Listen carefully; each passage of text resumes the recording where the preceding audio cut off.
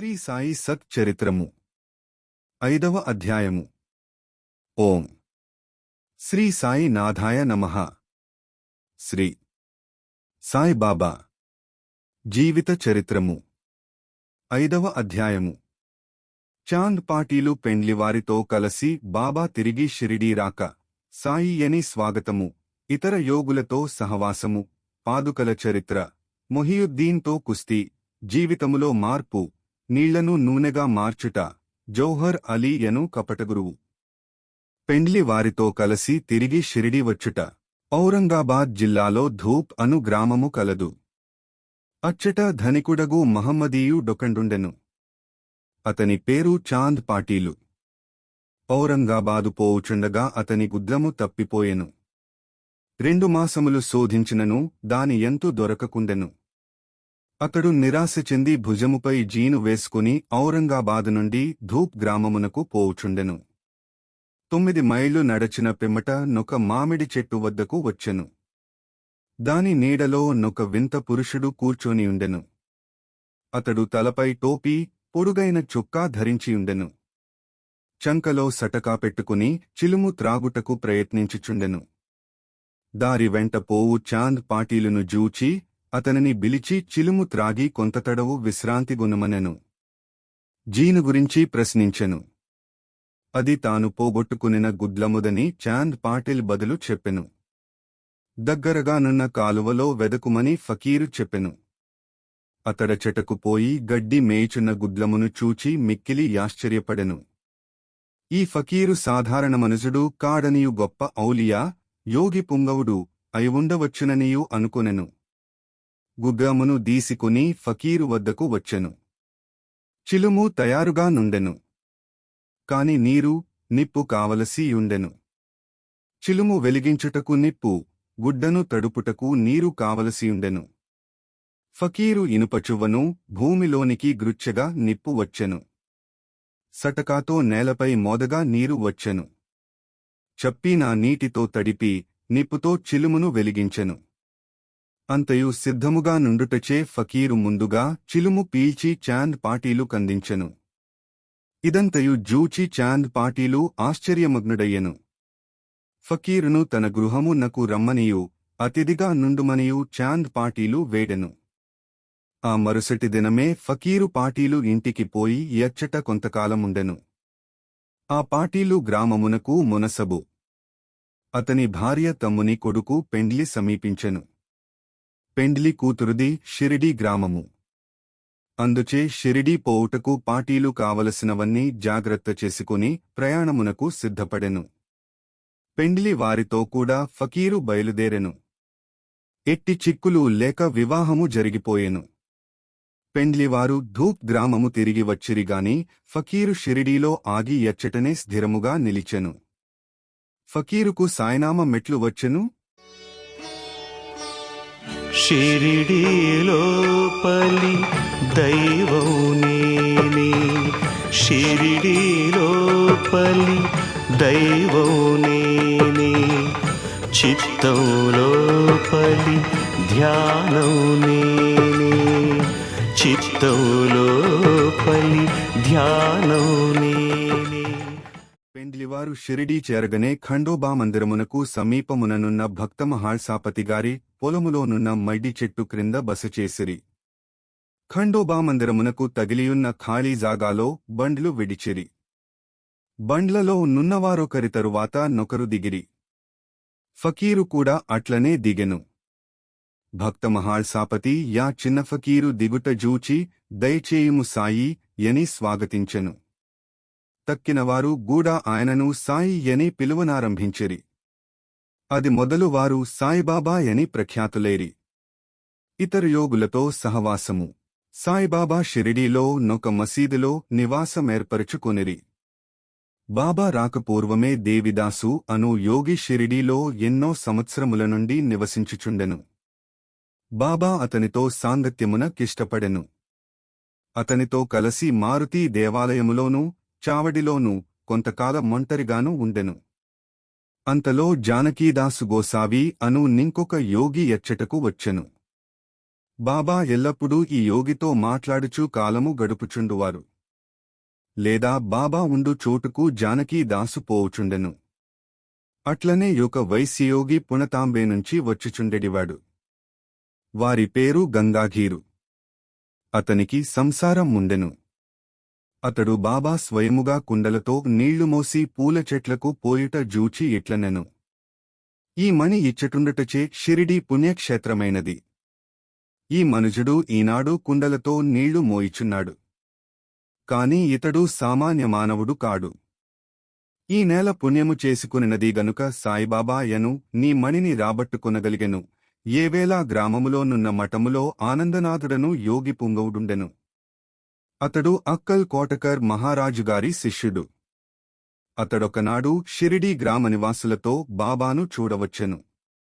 అతడు సాయిబాబాను జూచి ఇట్లనెను. ఇది అమూల్యమైన రత్నము. ఈతడు సామాన్యమానవునివలే గాన్పించినప్పటికిని ఇది మామూలు రాయి కాదు. ఇది ఒక రత్నమణి. ముందు ముందు ఈ సంగతి మీకు తెలియగలదు ఇట్లనుచు ఏవలా చేరెను. ఇది శ్రీ సాయిబాబా బాల్యమున జరిగిన సంగతి. బాబా దుస్తులు, వారి నిత్యకృత్యములు. నిఖిలం నేనేలే షిరిడీలోపలి దైవం నేనే షిరిడీలోపలి దైవం నేనే చిత్తంలోపలి ధ్యానం నేనే చిత్తంలోపలి ధ్యానం నేనే. యౌవనమునందు బాబా తల వెంట్రుకలు కత్తిరించక జుట్టు పెంచుచుండెను. పహిల్వానువలే దుస్తులు వేసికొనిడివారు. షిరిడీకి 3 మైళ్ల దూరములోనున్న రహాతా పోయినప్పుడు బంతి, గన్నేరు, నిత్యమల్లెం మొక్కలు తీసుకొనివచ్చి నేలను చదునుచేసి వానిని నాటి నీళ్లు పోయిచుండెను. బావి నుండి నీళ్లు చేది కుండలు భుజముపై పెట్టుకుని మోయిచుండెను. సాయంకాలము కుండలు వేపచెట్టు మొదట బోర్లించుచుండిరి.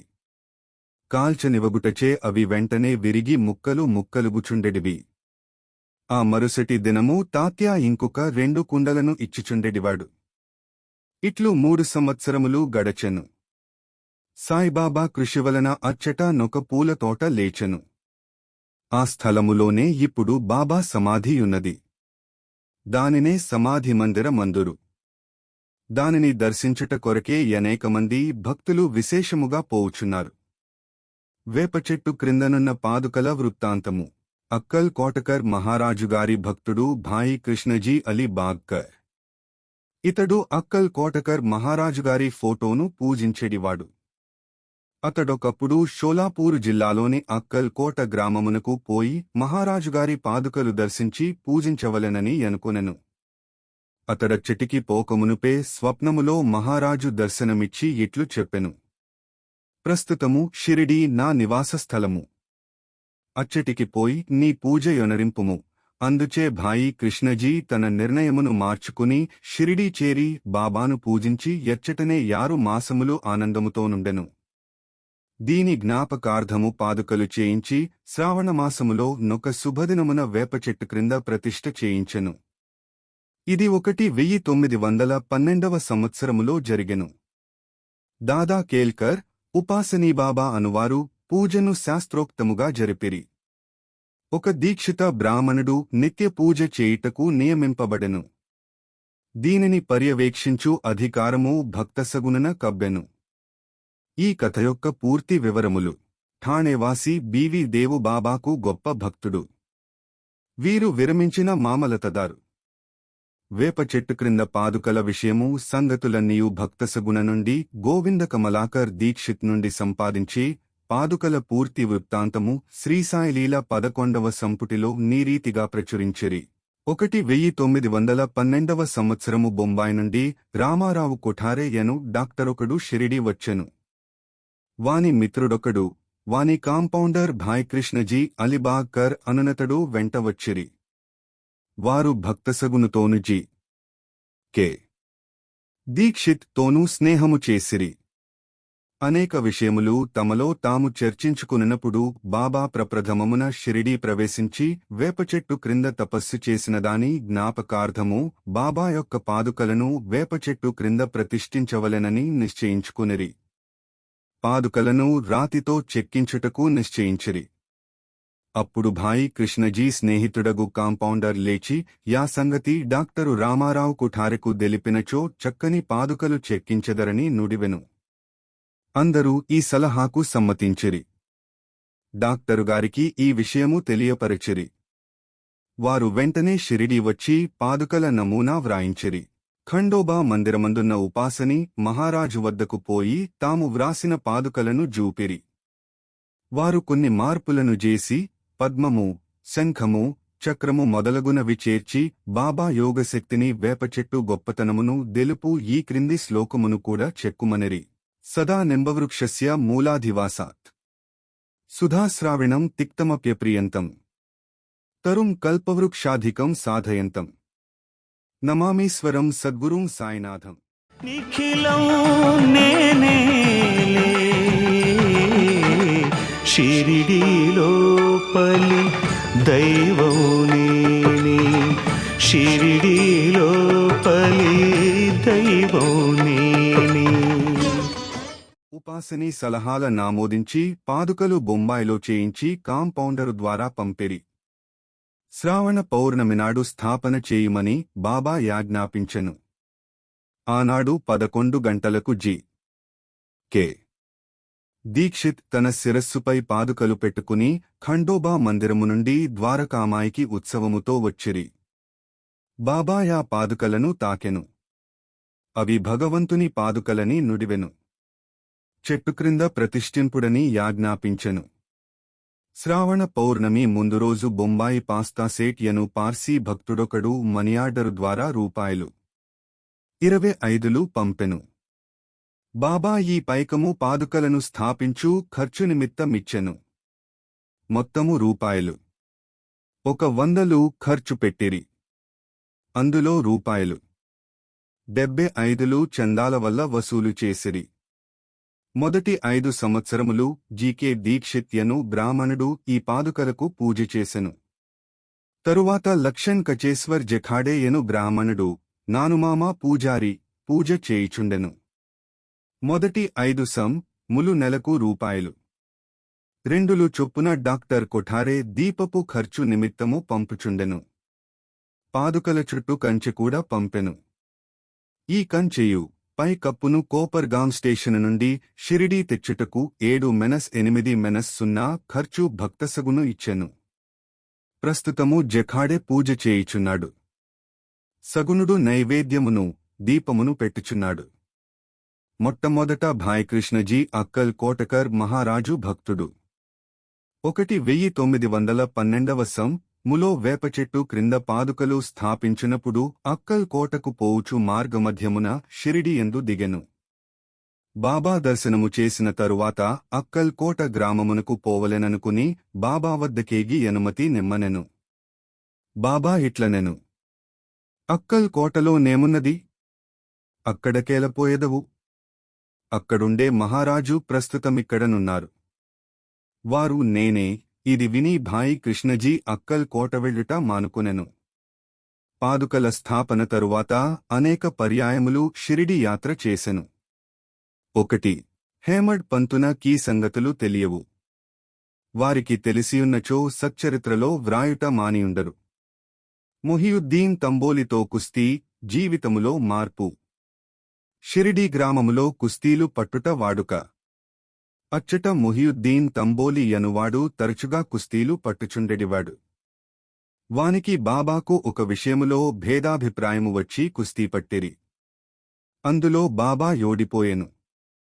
అప్పటినుండి బాబాకు విరక్తి కలిగి తన దుస్తులను నివసించు రీతిని మార్చుకునెను.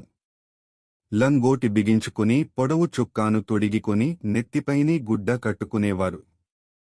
ఒక గోనె ముక్కపై కూర్చునేవారు. చింకి గుడ్డలతో సంతుష్టి చెందెడివారు. రాజ్యభోగము కంటే దారిద్ర్యమే మేలని నుడివెడివారు. దరిద్రుని స్నేహితుడు భగవంతుడే. గంగాఘీరుకు కూడా కుస్తీలేందు ప్రేమ. ఒకనాడు కుస్తీ పట్టుచుండగా వైరాగ్యము కలిగెను. అదే కాలమందు శరీరమును మార్చి దేవుని సహవాసము చేయవలెనని యాకాశవాణి పలికెను. అప్పటినుండి గంగాధీరు సంసారమును విడిచెను. ఆత్మసాక్షాత్కారము కొరకు పాటుపడెను. పుణతాంబే దగ్గర నదియొడ్డున యొక్క మఠమును స్థాపించి తన శిష్యులతో నివసించుచుండెను.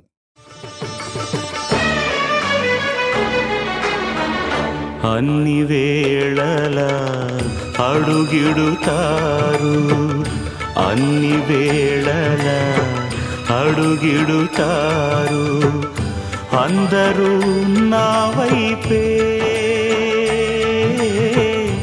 అందరూ నా వైపే. సాయిబాబా జనులతో కలసి మెలసి తిరుగువారు కారు. అడిగినప్పుడు మాత్రము జవాబిచ్చువారు. దినమంతయు వేప చెట్టు నీడయందు, అప్పుడప్పుడు ఊరవతలనున్న కాలువ యొడ్డునందుండు తుమ్మ చెట్టు నీడన కూర్చోనెడివారు. సాయంకాల మూరకనే పచారు చేయువారు, లేదా నీమగాం పోవుచుండెడివారు. త్రయంబక్ జీ డేంగ్లే యనునతని ఇంటికి తరచుగా పోవువారు. డేంగ్లేయందు సాయిబాబాకు మిక్కిలి ప్రేమ. అతని తమ్ముని పేరు నానాసాహెబు. అతడు ద్వితీయ వివాహము చేసుకున్నను సంతానము కలుగలేదు. బాబాసాహెబు డేంగ్లే నానాసాహెబును సాయిబాబా వద్దకు పంపెను. వారి అనుగ్రహముచే పుత్ర సంతానము కలిగెను. అప్పటినుంచి బాబాను దర్శించుటకు ప్రజలు తండోపతండములుగా వచ్చిచుండిరి. వారి కీర్తి ఎంతట వెల్లడియాయెను. అహ్మద్ నగరు వరకు వ్యాపించెను. అక్కడనుంచి నానాసాహెబు చాందోర్కరు, కేశవ చిదంబర్ మొదలుగాగల అనేకమంది షిరిడీకి వచ్చుట ప్రారంభించిరి. దినమంతయు బాబాను భక్తులు చుట్టియుండెడివారు. బాబా రాత్రులందు పాడుపడిన పాతమసీదునందు సేనించుచుండెను. అప్పట్లో బాబా యొక్క సామానులు చాలా తక్కువ. అవి చిలుము, పొగాకు, తంబిరేలు గ్లాసు, పొడుగు చొక్కా, తలపైని గుడ్డ, ఎల్లప్పుడూ దగ్గరనుంచుకును సటకా మాత్రమే. తలపై గుడ్డ జడవలే చుట్టి ఎడమ చెవిపైనుంచి వెనుకకు వ్రెలాడునట్లు వేసికొనువారు. వీనిని వారముల తరబడి ఉతుకకుండా నుంచువారు. చెప్పులను తొడిగేవారు కారు. దినమంతయు గోనెగుడ్డపైనే కూర్చోనేవారు. కోపీనము ధరించువారు. చలిని వారించుటకు ధునికెదురుగా ఎడమచేయి కట్టడాపై వేసి దక్షిణాభిముఖముగా కూర్చుండువారు. ఆ ధునిలో అహంకారమును, కోరికలను, ఆలోచనలను ఆహుతి చేసి అల్లాయే యజమాని అని పలికేవారు. మసీదులో 2 గదుల స్థలము మాత్రముండెను. భక్తులందరచటకు పోయి బాబాను దర్శించుచుండిరి. 1912 తదుపరి దానిలో మార్పు కలిగెను. పాత మసీదు మరామతు చేసి నేలపైని నగిషీ రాళ్లు తాపన చేసిరి. బాబా యా మసీదుకు రాకపూర్వము తకియా, రచ్చా లో చాలా కాలము నివసించిరి. బాబా కాళ్లకు చిన్న మువ్వలు కట్టుకుని సొగసుగా నాట్యము చేసేవారు. భక్తిపూర్వకమైన పాటలు పాడేవారు. నీళ్లను నూనెగా మార్చుట. సాయిబాబాకు దీపములన్నా చాలా ఇష్టము. ఊరులోనున్న షావుకార్లను నూనె ఎడిగి తెచ్చి మసీదునందు రాత్రియంతయు దీపములు వెలిగించుచుండెను. కొన్నాళ్లు ఇట్లు జరిగెను. నూనె ఇచ్చుకోమట్లు అందరు కూడి బాబాకు నూనె ఇవ్వకూడదని నిశ్చయించుకునిరి. బాబా వారి దుకాణములకు ఎప్పటివలే పోగా నూనె లేదనిరి. బాబా కలత జెందక వట్టి వత్తులు మాత్రమే ప్రమిదలలో బెట్టియించెను. కోమట్లు ఆతురుతతో నిదంతయు గమనించుచుండిరి. 2-3 నూనె చుక్కలున్న తంబిరేలు డొక్కులో నీళ్లు పోసి దానిని బాబా త్రాగెను. నీటిని ఈ విధముగా పావనము చేసిన పిమ్మట నీరంతయు డొక్కులో నుమ్మి యా నీటిని ప్రమిదలలో నింపెను. దూరముగా నిలిచి పరీక్షించుచున్న కోమట్లు విస్మయముందునట్లు ప్రమిదలన్నీయు తెల్లవారుదాకా చక్కగా వెలుగుచుండెను. షావుకార్లు ఇదంతయు జూచి పశ్చాత్తాపపడిరి, క్షమాపణ కోరిరి. బాబా వారిని క్షమించెను. ఇక మీదట సత్ప్రవర్తనమలవరుచుకునుడని పంపెను. నన్నే నిరతం నమ్మిన వారికి, నన్నే నిరతం నమ్మిన వారికి వెన్నిధి నా చూపే. షిరిడీలో పలి దైవం నేనే. షిరిడీలో పలి దైవం నేనే. జౌహర్ అలీ యను కపటగురువు. పైన వివరించిన కుస్తీ జరిగిన 5 ఏండ్ల తరువాత అహ్మద్నగరు నుంచి జౌహర్ అలీ యను ఫకీరొకడు శిష్యులతో రహాతా వచ్చెను. వీరభద్ర మందిరమునకు సమీపముననున్న స్థలములో దిగెను. ఆ ఫకీరు బాగా చదువుకొన్నవాడు, ఖురానంతయు వల్లించగలడు, మధుర భాషణుడు. ఆ యూరిలోని భక్తులు వచ్చి వానిని సన్మానించుచు గౌరవముతో చూచుచుండెడివారు. వారి సహాయముతో వీరభద్ర మందిరమునకు దగ్గరగా ఈద్గా యను గోడను నిర్మించుటకు పూనుకొనెను. ఈదుల్ ఫితర్ అను పండుగనాడు మహమ్మదీయులు నిలుచుకుని ప్రార్థించు గోడయే ఈద్గా. ఈ విషయములో కొట్లాట జరిగి జౌహర్ అలీ రహతా విడిచి షిరిడీలో బాబాతో మసీదునందుండెను. ప్రజలు వాని తీపిమాటలకు మోసపోయిరి. అతడు బాబాను తన శిష్యుడని చెప్పువాడు. బాబా యందల కడ్డు చెప్పక చేలాగా నుండుటకు సమ్మతించెను. గురువును శిష్యుడును రహతాకు పోయి ఎచ్చట నివసించుటకు నిశ్చయించుకునిరి. గురువునకు చేలా శక్తి ఏమీయూ తెలియకుండెను. కాని చేలాకు గురువు యొక్క లోపములు బాగా తెలియును. అయినప్పటికీ వాని నెప్పుడూ అగౌరవించలేదు. వాని పనులన్నీయూ చక్కగా నెరవేర్చుచుండెడివారు. అప్పుడప్పుడు షిరిడీకి ఇరువురు వచ్చి పోవుచుండెడివారు. కాని షిరిడీ ప్రజలకు బాబా అధికముగా రహాతాలో నుండుట ఎంతమాత్రమిష్టము లేదు. అందుచే వారందరూ కలసి రహాతానుంచి సాయిబాబాను షిరిడీకి తెచ్చుటకు పోయిరి. వారు రహాతాలో బాబాను ఈద్గా వద్ద చూచి బాబాను తిరిగి షిరిడీ తీసుకుని పోవుటకే వచ్చినామని చెప్పిరి. ఫకీరు ముక్కోపి, చెడ్డవాడు. తనను విడిచిపెట్టడు గనుక ఫకీరు వచ్చులోపలవారు తన యందు ఆశ విడిచి తిరిగి షిరిడీ పోవుట మంచిదని బాబా వారికి సలహా ఇచ్చెను. వారిట్లు మాట్లాడుచుండగా ఫకీరు వచ్చి బాబాను తీసుకుని పోవుటకు ప్రయత్నించుచున్న షిరిడీ ప్రజలను మందలించెను. కొంత వివాదము జరిగిన పిమ్మట గురువుగారును చేలాయు తిరిగి షిరిడీ పోవుటకు నిర్ణయమైనది. కాబట్టి వారు షిరిడీ చేరి ఎచ్చట నివసించుచుండిరి. కొన్ని దినముల పిమ్మట దేవీదాసు కపటగురువును పరీక్షించి లోటుపాటులనేకములున్నట్లు గనిపెట్టెను. బాబా షిరిడీ ప్రవేశించుటకు 12 సంవత్సరములు ముందు దేవీదాసు 10 లేదా 11 ఏండ్ల బాలుడుగా షిరిడీ చేరెను. వారు మారుతి దేవాలయములో నుండేవారు. దేవీదాసు చక్కని ముఖ లక్షణములు, ప్రకాశించు నేత్రములు కలిగి నిర్వ్యామోహితావతారమువలే, జ్ఞానివలే కనపడుచుండెను.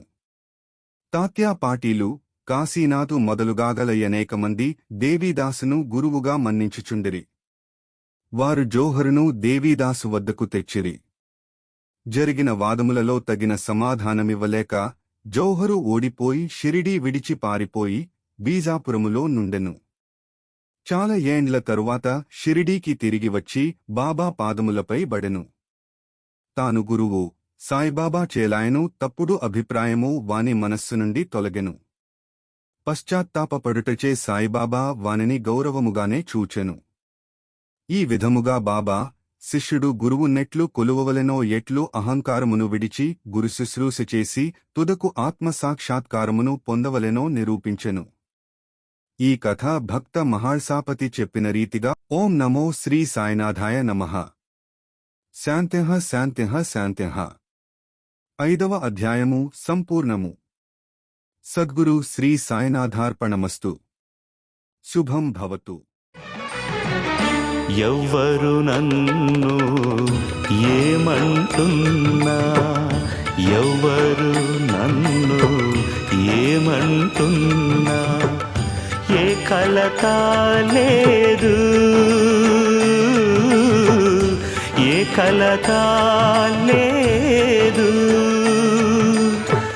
ఒడిలో కలిసే ఏ నదినైనా, ఒడిలో కలిసే ఏ నదినైనా కడలి కాదనదు.